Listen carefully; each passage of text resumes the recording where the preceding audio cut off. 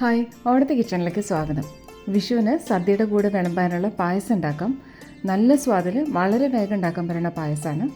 സേമിയ പായസവും അരി കൊണ്ടുള്ള പായസവും ശർക്കര പായസവും പ്രഥമനൊക്കെ അല്ലേ സാധാരണ ഉണ്ടാക്കുക.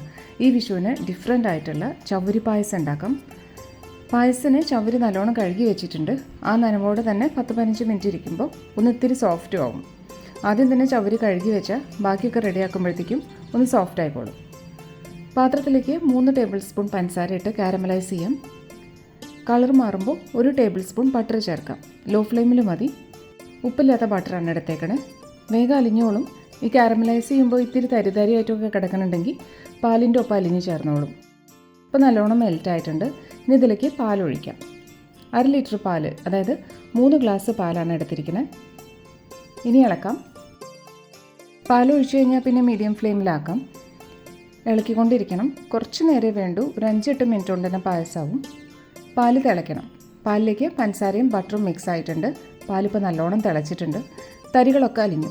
ഇനി കഴുകി വെച്ച ചവ്വരി ചേർക്കാം. പാലിൽ ചവ്വരി വെന്ത് വരണം. കൺസിസ്റ്റൻസി നോക്കിയിട്ട് കുറച്ചും കൂടി ലൂസ് ആവണമെന്നുണ്ടെങ്കിൽ ഫൈനൽ സ്റ്റേജിൽ നമുക്ക് കുറച്ച് തിളപ്പിച്ച പാലൊഴിക്കാം. ചവ്വരി വെന്തു. ഇത്തിരി ട്രാൻസ്പാരൻ്റായി. കാരമലൈസ് ചെയ്തുകൊണ്ട് നല്ല കളറും ഉണ്ട് പായസത്തിന്. ഇലയിൽ വിളമ്പുമ്പോൾ പരന്നൊഴുകി പോകാത്ത രീതിയിലാണ് നമ്മൾ ഉണ്ടാക്കിയത്.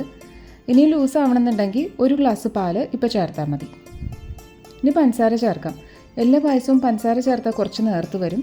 പിന്നെ കൂടുതൽ കട്ടിയാവില്ല. അതാണ് പായസത്തിൽ സാധാരണ അവസാനം ആകുമ്പോൾ മാത്രം പഞ്ചസാര ചേർക്കണം.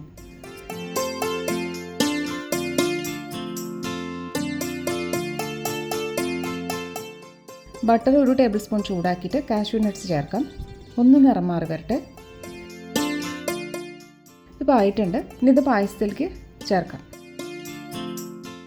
അങ്ങനെ പായസം റെഡി ആയി കഴിഞ്ഞു. കൊഴുത്ത് പാകത്തിന് മധുരമുള്ള സ്വാദുള്ള പായസമാണ്.